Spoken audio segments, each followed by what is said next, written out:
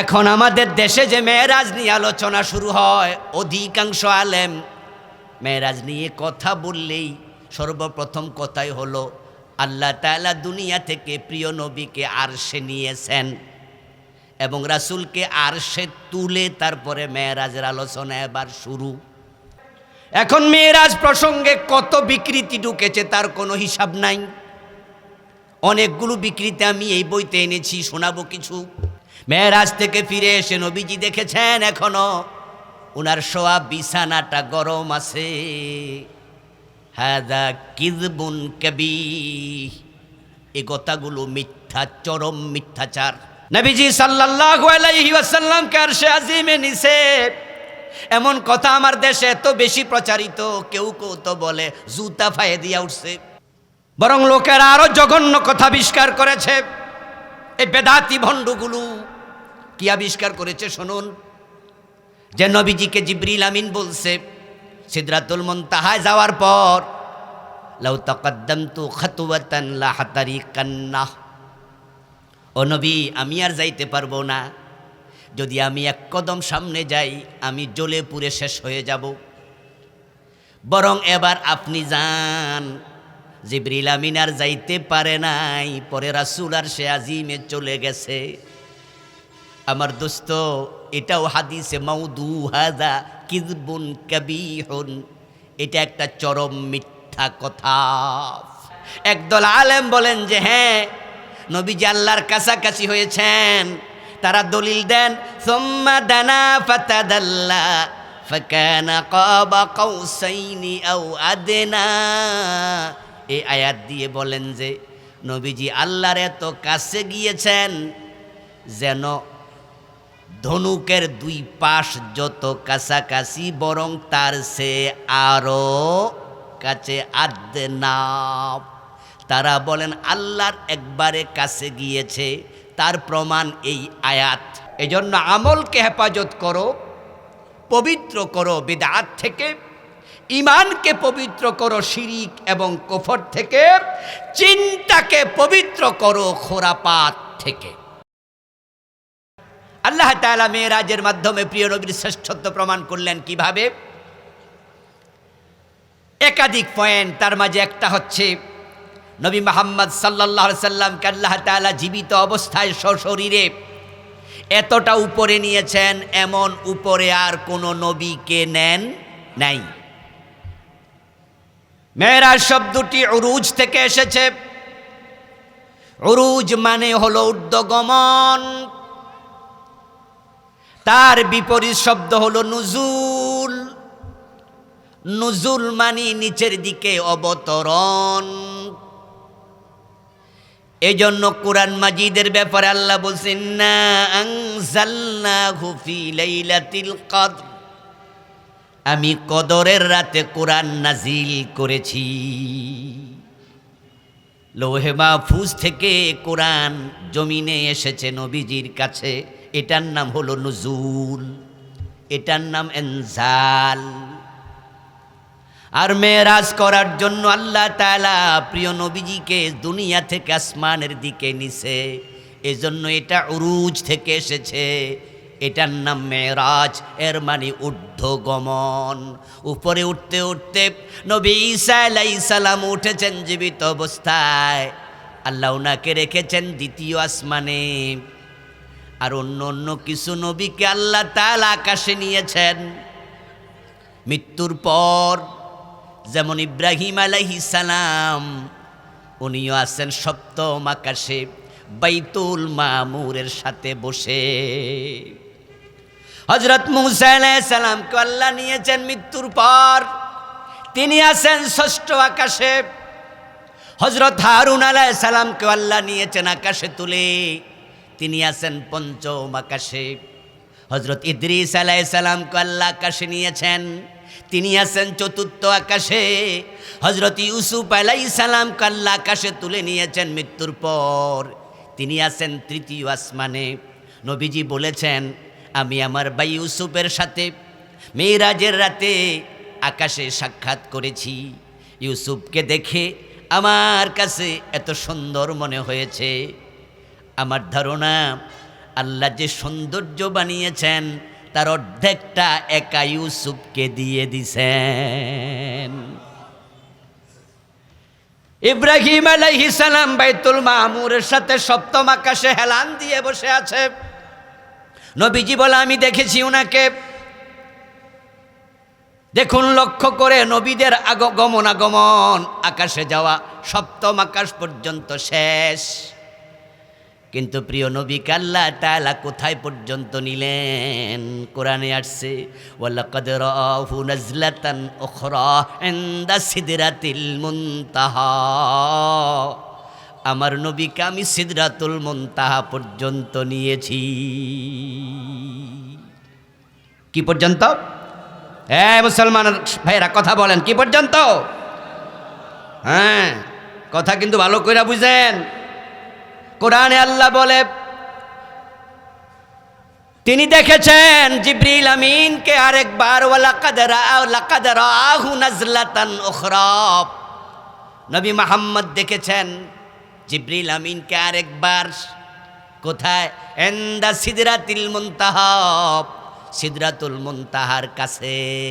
তো নবীজি সেখানে না গেলে দেখলেন কেমনে? এই আয়াত দিয়ে সুস্পষ্ট বোঝা যায় নবীজির সফর সিদরাতুল মুনতাহায় ছিল, তিনি সেখানে সফর করেছেন। এরপরে নবী মুহাম্মদ আর উপরে গেলেন কিনা সেটা আল্লাহর কোরআনে আর আলোচনা নাই।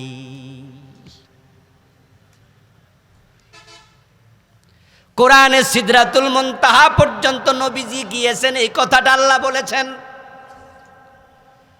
এখন সিদরাতুল মুনতাহার পরে খোলা জায়গা, রাসূল বলছেন পরে আছে খোলা জায়গা। তারপরে আল্লাহর আরশ, কত পরে তার হিসাব বিভিন্ন হাদিসে পাওয়া যায়। আরশের নিচে আছে সমুদ্র, ওই সমুদ্র পার হওয়ার পরে আরশ, আসমানের কত উপরে তার কোনো হিসাব নাই। এখন আমার রাসূল সমুদ্র পার হইয়া তারপরে আরশের উপর গেলেন কিনা সে বিষয়ে কোরআনে কোনো আলোচনা নাই। কোরআনে আরশ প্রসঙ্গে আল্লাহ যত জায়গায় কথা বলেছেন ওই কথাটাকে আল্লাহ তাআলা মেরাজের সাথে লাগান নাই। আর রহমান আলাল আরশি ইস্তাওয়া, আল্লাহ আরশ প্রসঙ্গে কথা বলতে গিয়ে বললেন রহমান আল্লাহ আরশের উপরে সমাসীন। আরশ নিয়ে কোরআনে বিভিন্ন আলোচনা এসেছে, কিন্তু মেরাজের সাথে নয়। মেরাজের সাথে আলোচনা আসছে সিদরাতুল মুনতাহা। তাহলে নবীজি যে মেরাজে গেলেন, সকল নবী আকাশ পর্যন্ত, আর আমার নবী সিদরাতুল মুনতাহা পর্যন্ত, এটা কোরআন দিয়ে প্রমাণিত। তাহলে প্রমাণ হয়ে গেল আমার রাসূল আল্লাহর সবচেয়ে নিকটে গেলেন সিদরাতুল মুনতাহা। এবার নবীজি সাল্লাল্লাহু আলাইহি ওয়াসাল্লাম থেকে শুনি তিনি এর পরে গেলেন কিনা। নবীজি বলেন হ্যাঁ, আমি সিদরাতুল মুনতাহার পরেও গিয়েছি, মাকামে শরীফিল আকলাম পর্যন্ত। নবীজি বলেন সিদরাতুল মুনতাহার পর আমি এমন এক জায়গায় গেলাম যেখানে যাওয়ার পর আমি কলমের খসখস ধ্বনি শব্দ শুনতে পেলাম। আমি জিবরিল আমিনকে প্রশ্ন করলাম, ভাই জিবরিল, কলম দিয়ে কেউ কিছু লিখতেছে কাগজে, এমন খসখস আওয়াজ আমার কানে আসছে। শরীফুল আকলাম, কলমের খসখস ধ্বনি, এই আওয়াজটা কিসের আওয়াজ? জিবরিল আমিন জবাব দেন, হে আল্লাহ রাসূল, এটা হলো তাকদীর লিখার আওয়াজ। ফেরেশতারা আল্লাহর আদেশে এখানে তাকদীর লিখতেছে। কুল্লা ইয়াউমিন হুয়া ফি শাআন ফাবিআইয়ি আলাই রাব্বিকুমা তুকাজ্জিবান। আল্লাহ সব সময় কর্মরত, কারো মৃত্যু দেন, কারোকে জিন্দা বানান, কাউকে পৃথিবীতে পাঠান, কাউকে তুলে নেন, কোথাও সাগরকে একবারে সাগরের ভিতর থেকে চর গজায়া দেন, আবার কোথাও পাহাড়কে পানির সাথে মিশায়া দেন, কাউকে রাজা বানাইয়া দেন, কাউকে আবার দিল্লিতে বাংলাদেশ থেকে তাড়াইয়াও দেন, ঠিক না? এভাবে বিভিন্ন রকমের কাজকর্ম চলছে, এগুলো ফেরেশতারা লেখে। আজকে কারা কারা মারা গেল, আজকে কে কে জন্ম নিল, এই যে এগুলো লিখতেছে, এই লেখার জায়গা, এটার নাম মাকামুস শরীফিল আকলাম। নবীজি সেখানে গেলেন, এটা সিদরাতুল মুনতাহার পর। এই হাদিস আমি এই বইতে এনেছি। এখন আমাদের দেশে যে মেরাজ নিয়ে আলোচনা শুরু হয়, অধিকাংশ আলেম মেরাজ নিয়ে কথা বললেই সর্বপ্রথম কথাই হলো আল্লাহ তাআলা দুনিয়া থেকে প্রিয় নবীকে আরশে নিয়েছেন এবং রাসূলকে আরশে তুলে তারপরে মেরাজের আলোচনা এবার শুরু। ভালো করে শুনুন, ওই যে বলেছি বাগান পাহারা দিতে হয়, পাহারা না দিলে বিকৃতি ঢুকে যাবে, নষ্ট হয়ে যাবে। এখন মেরাজ প্রসঙ্গে কত বিকৃতি ঢুকেছে তার কোনো হিসাব নাই। অনেকগুলো বিকৃতি আমি এই বইতে এনেছি, শোনাবো কিছু যেগুলোর সাথে মেরাজের কোনো সম্পর্কই নাই, কিন্তু আমরা এগুলো বলছি, এগুলোকে মেরাজের প্রতিপাদ্য আলোচ্য বিষয় বানাইছি। অথচ মেরাজ প্রসঙ্গে 50 জনের মতো সাহাবীর হাদিস আছে। এ ছোট্ট বইটাতে আমি 41টা হাদিস আনছি। তাহলে বাজে কথা কেন বলতে হবে, গাল গল্প কেন বানাতে হবে, যেগুলো মেরাজে ঘটে নাই সেটা কেন ঢুকাতে হবে? না বুঝার কারণে, না জানার কারণে আজকে বিকৃত মেরাজের আলোচনা। মসজিদে জুমার দিন এই মেরাজ যেদিন আলোচনা হবে 26শে রজব দিবাগত রাত, সামনে রেখে জুমা হবে। বাংলার 3.5 লাখ মসজিদের মাঝে বলা চলে 90% মসজিদে মেরাজের আলোচনা হবে, কিন্তু সঠিক আলোচনা হবে খুব কম। এ দেশের মানুষকে শোনানো হয়েছে যে নবী মেরাজ থেকে এসেছেন, এসে দেখেন তিনি এখনো অজুর পানি গড়াচ্ছে। মেরাজ থেকে ফিরে এসে তিনি দেখেছেন এখনো দরজার কড়া নড়তেছে। মেরাজ থেকে ফিরে এসে নবীজি দেখেছেন এখনো উনার শোয়া বিছানাটা গরম আছে। হাদা কিযবুন কাবীহ, এই কথাগুলো মিথ্যা, চরম মিথ্যাচার। বরং হাদিস কি, নবীজি সাল্লাল্লাহু আলাইহি ওয়াসাল্লাম মেরাজে রওনা দিলেন কখন? নবীজি নিজে বলেছেন, আমি এশারের টাইমে 2 রাকাত নামাজ পড়লাম, সালাতুল আতামা। তখন তো 5 ওয়াক্ত নামাজ ফরজ হয় নাই, কিন্তু রাতের বেলা আমার অভ্যাসগতভাবে 2 রাকাত নামাজ পড়ে আমি ঘুমাতাম, এটা আমার অভ্যাস ছিল। ওই নামাজকে বলা হতো সালাতুল আতামা। আমি 2 রাকাত নামাজ পড়ে আমার স্বাস্থ্যবন উম্মে হানির ঘরে ঘুমালাম। আমি ছিলাম বাইনান নাওমি ওয়াল ইয়াকযাহ, ঘুম ভালো করে আসেনি, আবার আমি সজাগ নই। আমি ঘুম এবং সজাগ দুটার মাঝামাঝি, যেটাকে বাংলায় বলে তন্দ্রা। এখনো ঘুম আসে নাই, তবে সজাগও না, চোখ বন্ধ তবে কান সজাগ, এটাকে আমরা তন্দ্রা বলি না, যে আমরা তন্দ্রা ধরছে। আনা বাইনান নাওমি ওয়াল ইয়াকযাহ, নবীজি বলেন আমি ঘুম এবং তন্দ্রার মাঝখানে। এর মাঝে দেখতে পেলাম জিবরিল আমিন এসেছেন, উনার সাথে 2 জন ফেরেশতা সঙ্গী, মোট 3 জন। এসে উম্মে হানির ঘর থেকে আমাকে পিছনে ধরে, নিচে ধরে, পাজা কোলা করে তুলে নিয়ে ডিরেক্ট আমাকে নিয়ে গেল কাবার সাথে হাতিম।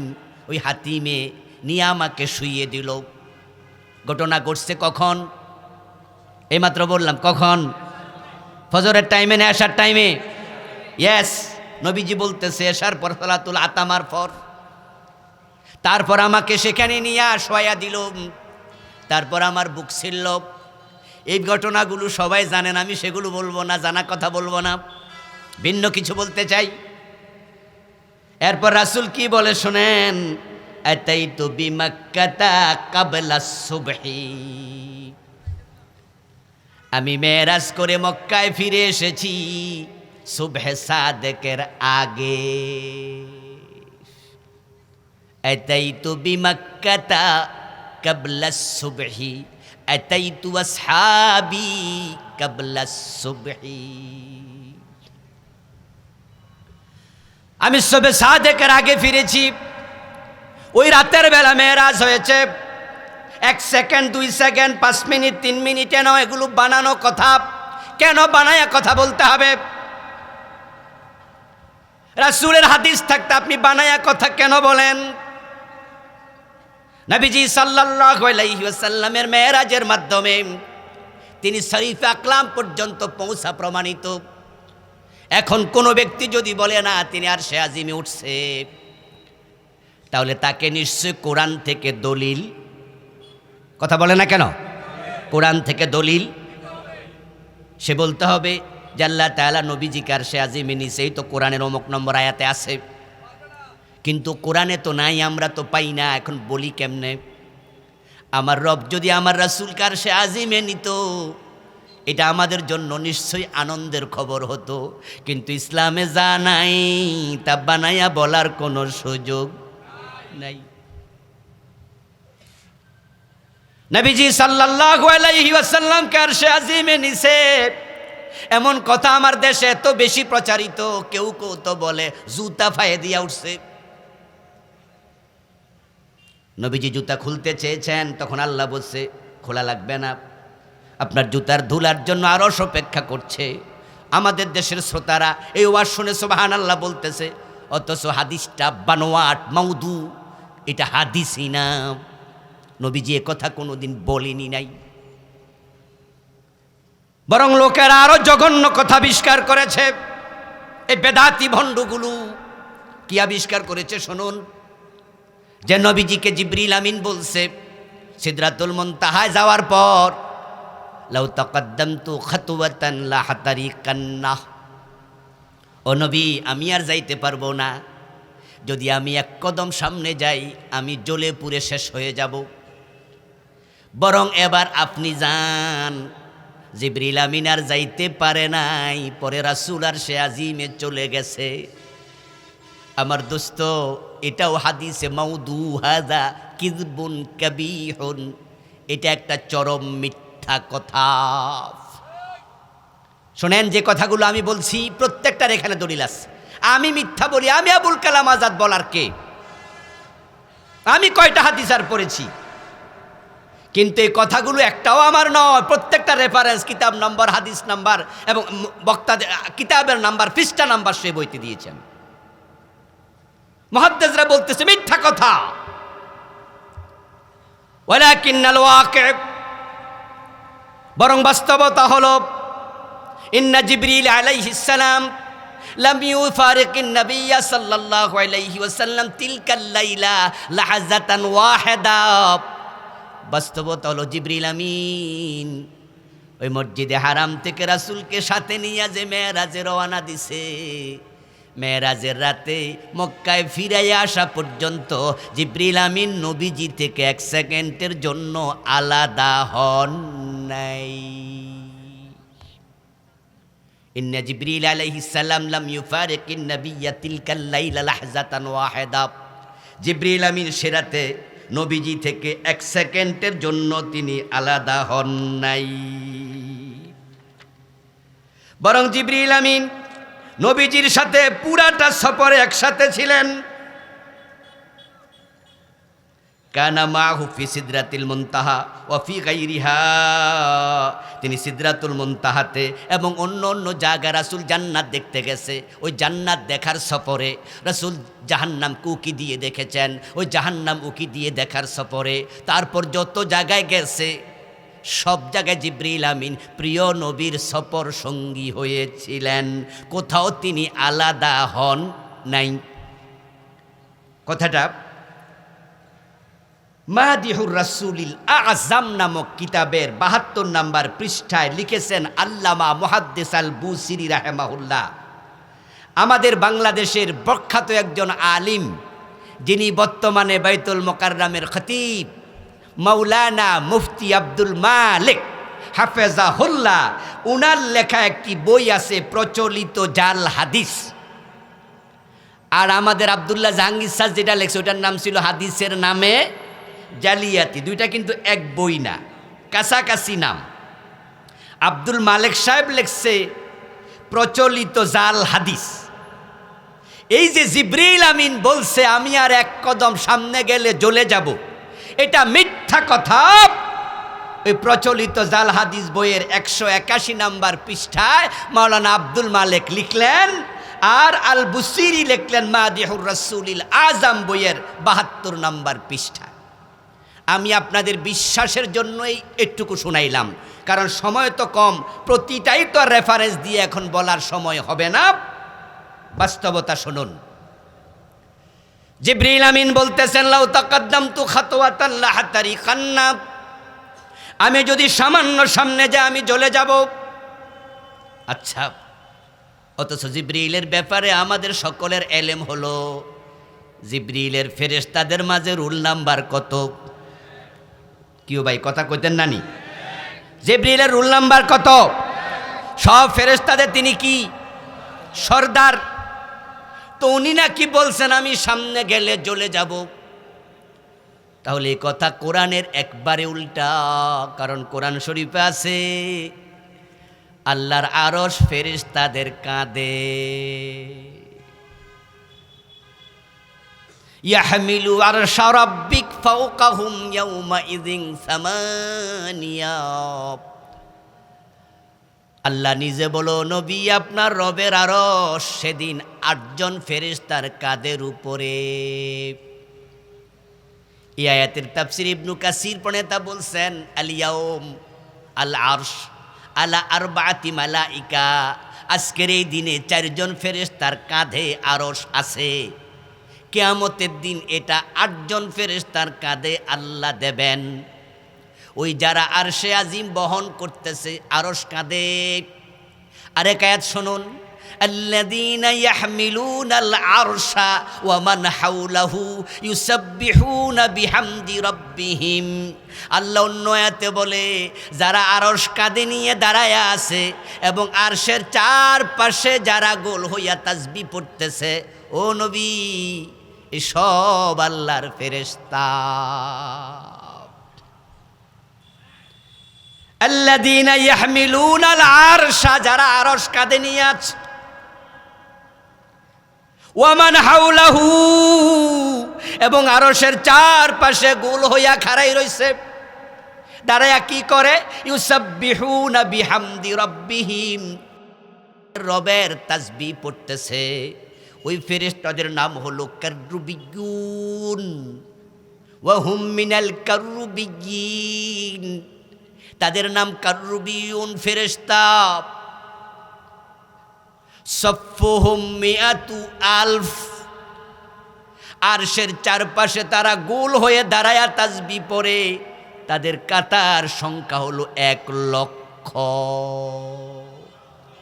ওয়ালা ইউহসা আদাদুহুম, প্রতি কাতারে কত ফেরেশতা এই সংখ্যা আল্লাহ ছাড়া কেউ জানে না। সবাই শুধু একটা কাজ করে, সেটা হলো আল্লাহর তাসবিহ পড়ে। এবার আপনাদের কাছে আমার প্রশ্ন, জিবরিল আমিন যদি 1 কদম গেলে জ্বলে যায়, তো যারা আরশ কান্দে লইয়া খাড়ায় রইছে হেরা কি আরো আগে জ্বলতো না? কথা কি বোঝেন? যারা আরশ কাঁধে নিয়ে দাঁড়িয়ে আছে 8 জন বা 4 জন, এবং আরশের চারপাশে যারা গোল হইয়া খাড়াইছে কোটি কোটি, ওরা তো আরো আগে জ্বলে ফুরে ছাই হয়ে যেত নাকি? রুল নাম্বার 1 কার? কথা বলে না কার? সবার লিডার কে? তো জিবরিল বলে 1 কদম গেলে ফুরা যাবো, তো হেরা ফুরে না কেন? ওই যে বলছিলাম আমি, মুহাদ্দিসরা এমনি বলে নাই যে হাদা কিসবুন কাবি, এগুলো মিথ্যা কথা। নবীজি সাল্লাল্লাহু আলাইহি ওয়াসাল্লামের মিরাজ হয়েছিল ঊর্ধ্বাকাশ পর্যন্ত, মূলত এটাই হাদিস দিয়ে প্রমাণিত। হ্যাঁ, নবীজি সাল্লাল্লাহু আলাইহি ওয়াসাল্লাম আল্লাহর কাছাকাছি হয়েছেন কিনা এটা নিয়ে আলেমদের দুরকম বক্তৃতা পাওয়া যায়। একদল আলেম বলেন যে হ্যাঁ, নবীজি আল্লাহর কাছাকাছি হয়েছেন, তারা দলিল দেন সুম্মা দানা ফাতাদাল্লা ফাকানা কাবা কাউসাইনি আও আদনা। এই আয়াত দিয়ে বলেন যে নবীজি আল্লাহর এত কাছে গিয়েছেন যেন ধনুকের দুই পাশ যত কাছাকাছি বরং তার সে আরো কাছে আদনা। তারা বলেন আল্লাহর একবারে কাছে গিয়েছে, তার প্রমাণ এই আয়াত। এবার এই আয়াত যে নাজিল হলো, এই আয়াতের ব্যাখ্যা কি এটা, নাকি এই আয়াতের ভিন্ন কোনো ব্যাখ্যা আছে? আমি এই বইয়ের ৭৯ নাম্বার পৃষ্ঠায় ১২-১৩টা তাফসীরের রেফারেন্স দিয়েছি। তার মাঝে আমি দেখেছি 10টার মতো তাফসীরে আছে এখানে আল্লাহর কাছে হওয়া বোঝানো হয় নাই, বরং ওই যে জিবরিল আমিন রাসূলের কাছাকাছি হয়েছে এখানে জিবরিলকে বোঝানো হয়েছে। তাফসীরে জালালাইন প্রণেতা এটা লিখেছেন, তার হাসিয়া প্রণেতা লিখেছেন, ইবনু কাসির লিখেছেন, সাফওয়াতুত তাফাসির লিখেছেন। এই জাতীয় অসংখ্য তাফসীর আমি এখানে অনেকগুলো এনেছি। এরপরে যদি সেটাই সত্য হয় যে হ্যাঁ রাসূল আল্লাহর কাছে গেছেন, তাহলে এটা দ্বারা আরশ বোঝানো যাবে কি না? এবার সে প্রশ্ন, এই যে রাসূল আল্লাহর কাছে গেলেন এটাই যদি ঠিক হয় তাহলে তো বোঝা যাচ্ছে আরশে গেছে। এবার অন্য হাদিসে যান, ক্বালা রাসূলুল্লাহি সাল্লাল্লাহু আলাইহি ওয়াসাল্লাম আকরাবু মা ইয়াকুনুল আবদু মির রাব্বিহি ফাহুয়া সাজিদ। নবীজি সহিহ মুসলিমের হাদিস, নবীজি বলেন বান্দা যখন সেজদা যায় সে আল্লাহর খুব নিকটে চলে যায়। তাহলে আমরা সেজদা গেলে কার নিকটে যাই? কথা কয় না কেন ভাইয়ারা? জোরে বলেন, আমরা সেজদা গেলে কার নিকটে যাই? তো আমরা আরশে যাই। তাহলে সুম্মা দানা ফাতাদাল্লা যদি আয়াত দিয়ে কেউ বলে যে আল্লাহর কাছে গেছে, হ্যাঁ এমন কথা বলেছেন দুই একজন সাহাবীর বর্ণনা আমি এখানে এনেছি। অধিকাংশ আলেম বলছে না, এটা জিবরিলের সাথী হওয়া। মা আয়েশা বলছে জিবরিলের কথা, অনেক সাহাবী বলছে জিবরিলের কথা। তবে হ্যাঁ দুই একজন সাহাবী বলছে রাসূল আল্লাহর কাছে গিয়েছেন, কিন্তু আল্লাহর কাছে যাওয়া মানে আরশে যাওয়া, তার প্রমাণ কি?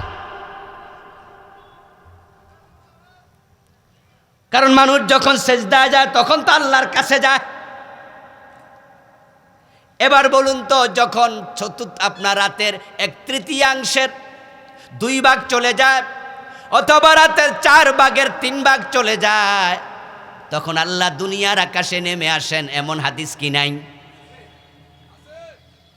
তো আল্লাহ তাআলা আরশের উপরে, আবার আল্লাহ আসেন 4র্থ আকাশে, মানে কি? আল্লাহ না আরশের উপরে, তো রাতের যখন 1/3 চলে যায় তখন আল্লাহ 4র্থ আকাশে আসে। আর আল্লাহ যখন 4র্থ আকাশে চলে আইছে তখন আরশের উপরে আর আসেনি, লাগলো নি ফেঁস। আর আয়াতুল কুরসিতে আছে ওয়াসিআ কুরসিয়ুহুস সামাওয়াতি ওয়াল আরদ। আরে আসমান আর জমিন তো বড় ছোট্ট জায়গা, বরং আল্লাহর কুরসি আকার জমিনকে সবটাকে ডেকে রেখেছে। এই আয়াতের তাফসিরে ইবনু কাসির প্রণেতা লেখেন কুরসি হলো মাউদে কাদামির রব, আল্লাহর কদম রাখার জায়গা। এখন কুরসি হলো আকাশ জমিনের চেয়ে এত বড়, মরুভূমিতে একটা পয়সা ফেলে দিলে ওই পয়সার তুলনায় মরুভূমি যত বড়।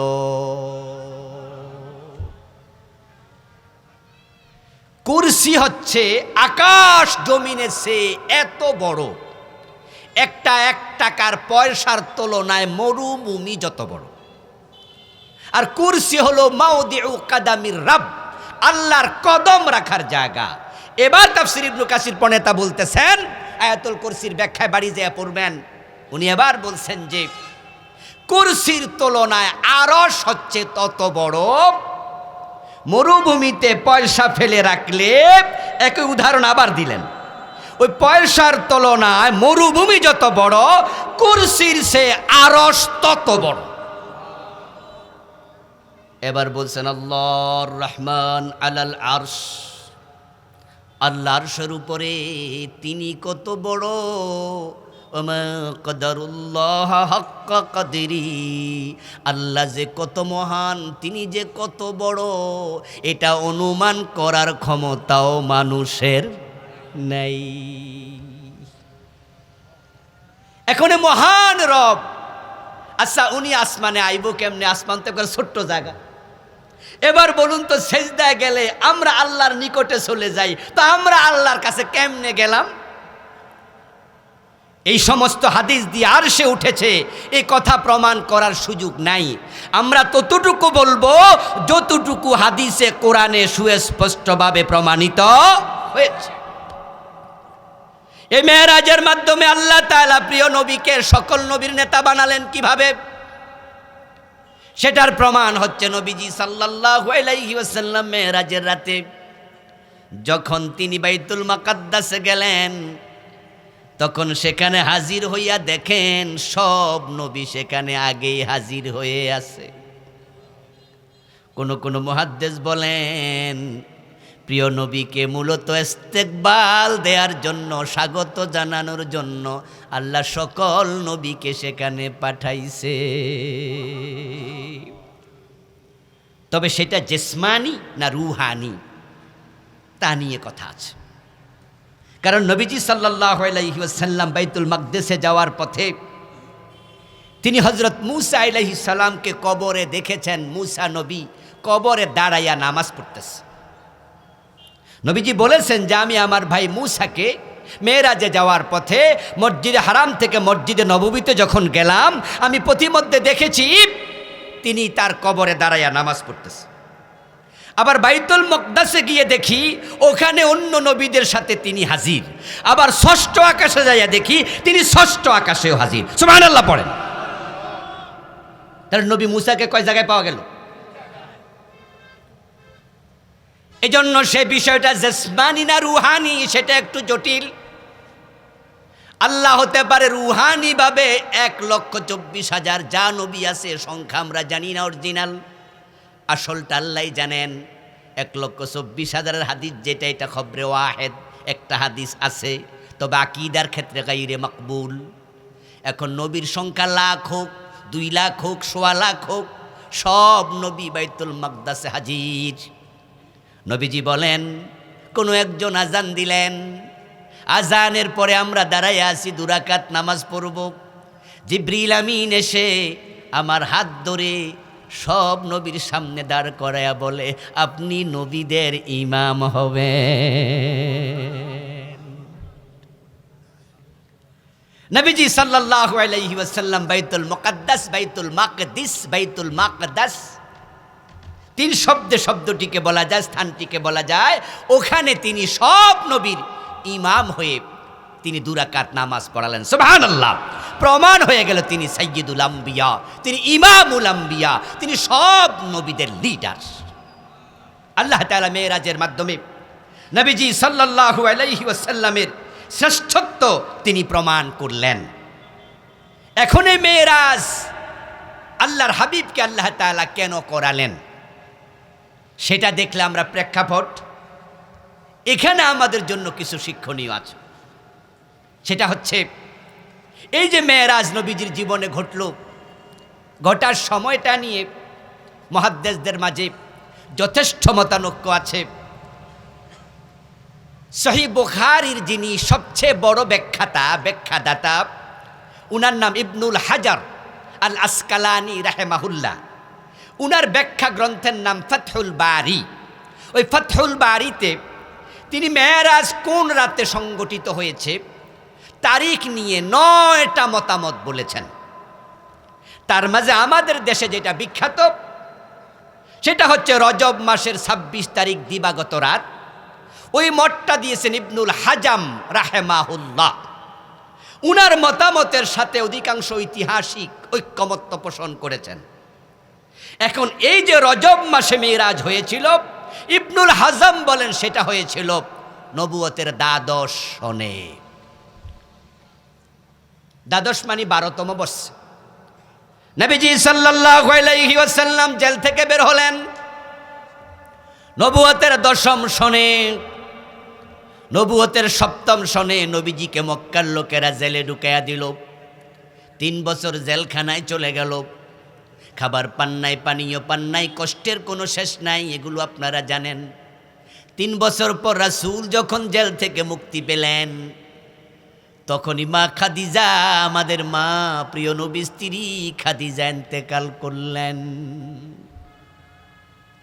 খাদিজা ইন্তেকাল করার কয়েক মাস আগে নবীজিকে সে 8 বছর বয়স থেকে 42টা বছর, নবুয়তের 10ম সন পর্যন্ত 42 বছর যে চাচা আবু তালেব আগলায়া রাখছে, বুকে কোলে ফিটে করে আগলে ধরে রাখছে। রাসূল সাল্লাল্লাহু আলাইহি সাল্লাম জেলখানা থেকে বের হওয়ার কয়েকদিন পরে আবু তালেব মরে গেল। রাসূল বের হওয়ার মাত্র 2 মাস পরেই মক্কার পরিবেশ দারুণ উত্তপ্ত। আবু তালেবের মৃত্যুতে মক্কার লোকেরা আনন্দে ফেটে পড়ল। তারা বলল, আব্দুল্লাহর বেটা মুহাম্মদ আমাদের লাতের বিরুদ্ধে, মানাতের বিরুদ্ধে কত কথা বলে, আমাদের দেবতাদের বিরুদ্ধে। শুধু আবু তালেবের প্রোটেকশনের কারণে তার গায়ে হাত দিতে পারি নাই, জেলে দিলাম ঢুকাইয়া। আবু তালেব নিজেও জেল কাটলেন বাতিজা মুহাম্মদ ইবনে আব্দুল্লাহর সাথে 3 বছর স্বেচ্ছায় কারাদণ্ড। কিন্তু আজকে আবু তালেব নাই।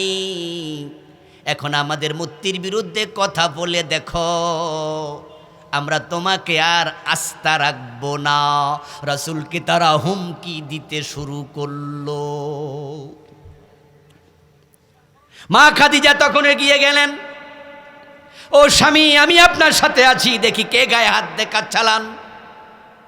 নবীজি সাহস সঞ্চার হলো, কারণ খাদিজা সম্ভ্রান্ত বংশের নারী, অনেক অর্থবতী, বিত্তওয়ালা, এবং তার প্রভাব ছিল সমাজে অনেক। এজন্য প্রিয় নবী স্ত্রীকে কাছে পাইয়া দাওয়াতি কাজ চালালেন। কিন্তু কয়টা দিন পরে আল্লাহ খাদিজাকেও তুলে নিয়ে গেলেন।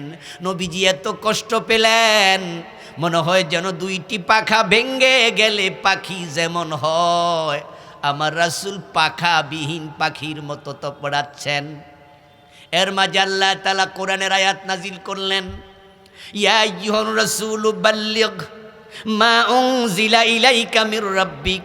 ও আমার রাসূল, যেই ওহী আপনার কাছে আমি পাঠাচ্ছি, পরিবেশ খারাপ আমি বুঝি, লোকেরা মারতে আসে আমি বুঝি, আবু তালেব নাই সেটাও বুঝি, খাদিজাও মরে গেছে সেটাও বুঝি, কিন্তু কোরআন নিয়ে ঘরে বসে থাকার কোনো সুযোগ নাই। বাল্লিগ, আপনি প্রচার করুন, মা উনজিলা ইলাইকা মির রাব্বিকা, আপনার রবের পক্ষ থেকে যা নাজিল করা হয়েছে সে কোরআন।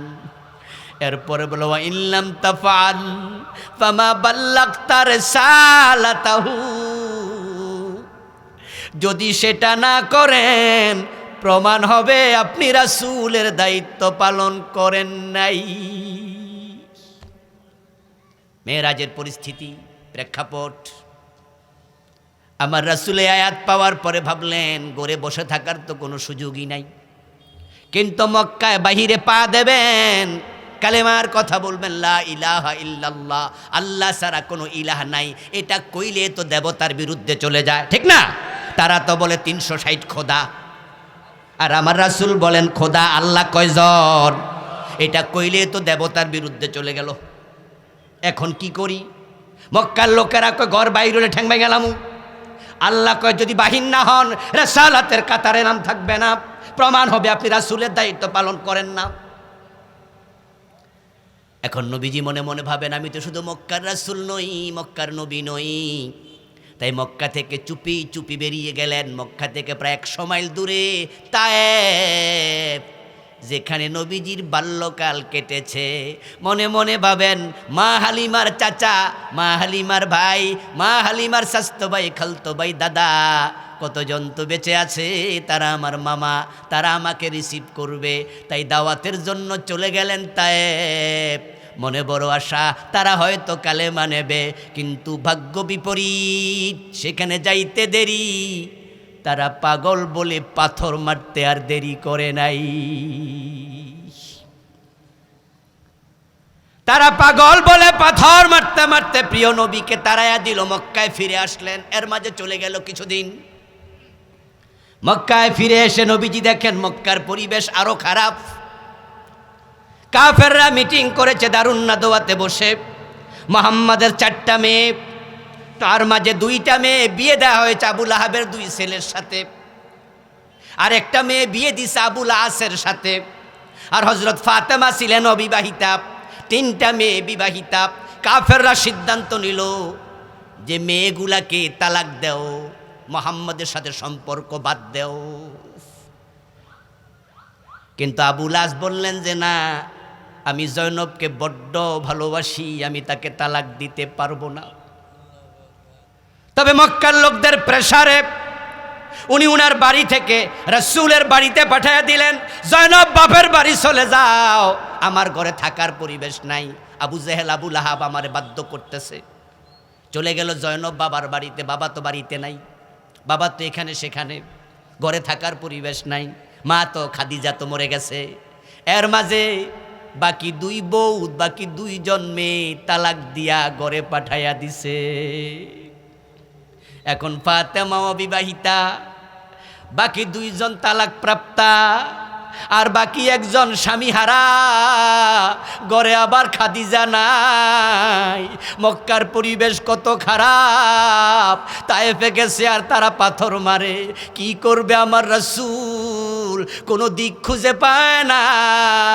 এর মাঝে তিনি উম্মে হানির ঘরে একটু বিশ্রাম নিচ্ছেন। আল্লাহ তখন রাসূলকে ভালোবেসে মেরাজে নিয়ে গেছে,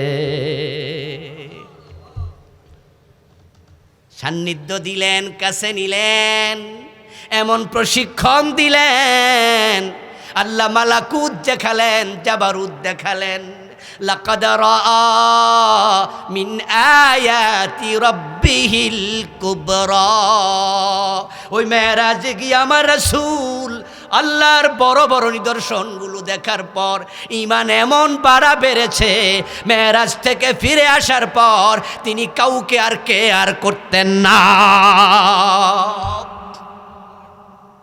তিনি বুঝেছেন মালাকুত জাবারুত দেখে সকল ক্ষমতার মালিক কে। চিৎকার দিয়ে বলুন কে। মেরাজ রাসূলের জীবনের একবারে মোড় চেঞ্জ করে দিয়েছে। ওই মেরাজ থেকে আসার পথে আল্লাহ 5 ওয়াক্ত নামাজ ফরজ করে দিয়েছে। মেরাজ থেকে আসার পর নবীজির দায়িত্ব পালনের সচেতনতা, দায়িত্ব পালনের তীব্রতা আরও বেড়ে গেছে। এই মেরাজকে নিয়ে আমাদের চর্চা হোক। বলেছি আমি শুরুতেই সময় বড় কম, বিস্তারিত বলার সুযোগই পাবো না। তবে হ্যাঁ, আপনাদেরকে হিন্স দিলাম, অনেক বিকৃতি মাত্র 1-2টা বলেছি। আমার এই বইটা স্টেজের বাম পাশে আমার ড্রাইভার সাহেবের কাছে আছে। বিশেষ করে যারা খতিব, যারা আলেম, তারা নিবেন। আমার সামান্যই অসম্পূর্ণ আলোচনা শুনে যাদের মাঝে প্রশ্ন তৈরি হয়েছে, আজীবন শুনলাম কি আর আজকে শুনলাম কি, বাশার সাহেব কইল কি, আপনি কি সন্দেহ পতিত হয়ে থাকা উচিত নাকি ক্লিয়ার হওয়া উচিত? তাহলে আমি বলেছি যে আমি 4 বছর গবেষণা করে লিখেছি, এবং কথাগুলো একটাও আমার নয়। আমি বলার কে? আমি তো ছোট মানুষ। কিন্তু আগেকার বড় বড় আলেমরা যা বলেছে, মুহাদ্দিসরা যা বলেছে, হাদিসে যা আছে, কোরআনে যা আছে, তার বাহিরে যাওয়ার কোনো সুযোগ নাই। আন্দাজে কথা বলা যাবে না। এজন্য আমলকে হেফাজত করো, পবিত্র করো বিদআত থেকে, ঈমানকে পবিত্র করো শিরিক এবং কুফর থেকে, চিন্তাকে পবিত্র করো খোরাপাত থেকে। প্রিয় ভাইয়ের, আজকে এই পর্যন্তই। মেরাজ নিয়ে খুব পড়বেন, গবেষণা করবেন। বিজ্ঞানের সাথে মেরাজের কন্ট্রাডিক্টরি তৈরি করে নব্য কিছু নাস্তিক আছে যারা মেরাজকে অস্বীকার করছে। তারা বলতেছে মহাকাশে যাওয়া সম্ভব না। মহাকাশে আছে star, binary star, cluster, event Horizon, comet, black hole, মহাকাশে সূর্য, পৃথিবীর চেয়ে 13 লক্ষ গুণ বড়। ওই সূর্য ভেদ করে যাবে কেমনে? আদৌ কি যাওয়া সম্ভব? আকাশে গেলে অক্সিজেন থাকে না, অক্সিজেন ছাড়া আকাশ সফর কিভাবে হবে? তারা আবার বলতে চায় যে কোনো স্থূল প্রাণী, স্থূল দেহ সম্পন্ন কিছু উপরে গেলে গ্র্যাভিটেশন ফোর্স তাকে আক্রমণ করে নিচে নামায়। তো মুহাম্মদ সাল্লাল্লাহু আলাইহি ওয়াসাল্লাম কীভাবে মেরাজে গেল? বিভিন্ন বিজ্ঞানের যুক্তি দিয়ে তারা মেরাজকে অসার প্রমাণ করে, মেরাজকে তারা অস্বীকার করে। এগুলোর জবাবও আমি এ বইতে দিয়েছি, যার কারণে বইয়ের নামে দিয়েছি মিরাজ ও আধুনিক বিজ্ঞান। বিজ্ঞান যেখানে শেষ, ইসলাম সেখান থেকে হয় শুরু। কোরআন হচ্ছে বিজ্ঞানের উৎস। এজন্য আল্লাহ তাআলা তার রাসূলকে মেরাজ করিয়েছেন, নবীজি সশরীরে মেরাজে গিয়েছেন, এতে সামান্য সন্দেহ নাই। এর উপর ঈমান আনা ফরজ। তবে হ্যাঁ, আমি বলেছি কিয়ামত পর্যন্ত কুল কিনারা খুঁজে পাবেন না। এজন্যই তো আল্লাহ নিজে শব্দটা শুরু করছে সুবহান বলে, সুবহানাল্লাযী আসরা বিআবদি। আর আমরা তখনই সুবহানাল্লাহ বলি যখন আশ্চর্য হই। খবর ভালো শুনলে বলি আলহামদুলিল্লাহ, মন্দ শুনলে বলি ইন্না লিল্লাহ, আর আশ্চর্য হলে কি বলি? সুবহানাল্লাহ। তো মেরাজের ঘটনার শুরুতে আল্লাহই কয় সুবহান, তাহলে বুঝতে হবে কত আশ্চর্য ব্যাপার। এজন্য কোনো বাজে যুক্তি দিয়ে বিজ্ঞানকে সামনে এনে এ কথা বলার সুযোগ নেই মেরাজ সঠিক না, বরং মেরাজ হয়েছে। এটা অবশ্যই আল্লাহর পক্ষে সম্ভব, কারণ সকল ক্ষমতার মালিক কে? আমরা এটা বিশ্বাস করি। তবে বিশ্বাস করার পরেও গবেষণা করা না জায়েজ নয়। গবেষণা করুন, তাহলে এটা বাস্তবে প্রমাণিত হবে মেরাজ হয়েছে। মেরাজ থেকে রাসূল যে মেসেজগুলো এনেছেন সেগুলো জীবনে অ্যাপ্লাই করতে হবে। আল্লাহ যেন তৌফিক দেন। সবাই বলুন আমিন। হাযা মা ইনদি ওয়াল ইলমু ইনদাল্লাহ আলাইহি তাওয়াক্কালতু ওয়া ইলাইহি উনীব। আজান হবে, আজানের পরে এশারের নামাজ, তারপরে ধারাবাহিক আলোচনা চলতে থাকবে ইনশাআল্লাহ। যারা বইটি সংগ্রহ করতে চান স্টেজের বাম পাশে, আমার বাম পাশে আছে। আসসালামু আলাইকুম ওয়া রাহমাতুল্লাহ।